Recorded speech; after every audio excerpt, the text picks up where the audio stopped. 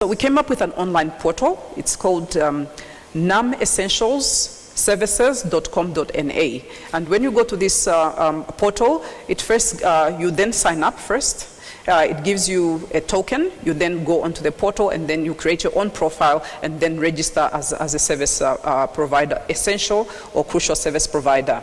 Maybe just to give you an update of where we are now, I think when I spoke to the colleagues, we have approved about 1,100 crucial business operators. We have rejected about 500, and we have still pending 1,300. All right. So these business operators, of course, you know that they are they are listed.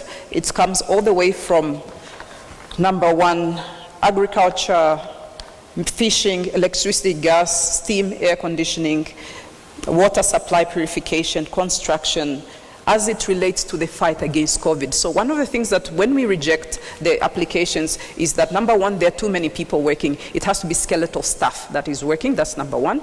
And number 2, they have to be able to tell us how are they responding to the fight against COVID. And so when we reject them, they could either come back and say, I have now a fewer number of people that are working, or if we feel that they are not supporting the COVID initiative, we would then just reject them straight away. So we know that the proclamation number 9, as was published on the 28th of May, it gave, for the state of emergency, it gave a few regulations there. We know that there's an Annex B, which contains Part 1 and Part 2.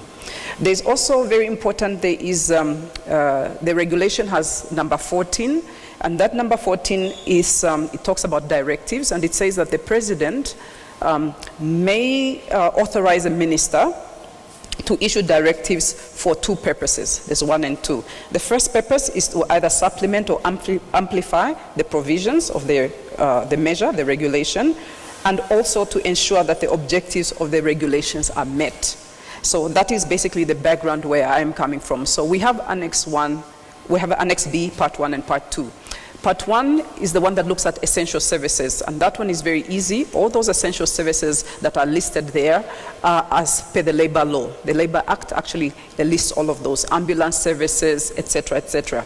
And then there's Part B that's looking at now business services. What are those business services, providers of products and services that still need to be able to be maintained during the lockdown? Because remember that we are still going on, we are still eating, we are still moving from A to B, and what are those crucial services that have been identified? So the Ministry of Industrialisation, as this minister that has then been designated, has been able to designate those companies that are considered essential or crucial. All right? And the reason why this function, of course, is with our ministry is because we are the custodians of the business operation, either internal or external trade. That falls within the mandate of our Ministry of Industrialisation and Trade. And what we have done to actually actualize or operationalize this measure is to develop then a certificate that we issue to the businesses. Initially, from the Saturday when the measure was actually instituted, we were handing out interim paper certificates, but of course we soon realized that we were all endangering our lives because these papers had to be given to people. We couldn't continue emailing them, and of course it was posing a health challenge to us as well as to the public, because remember, we are still working within the provisions of the lockdown. We're still working within the provisions of maintaining safety, because this is a health issue that we're trying to resolve.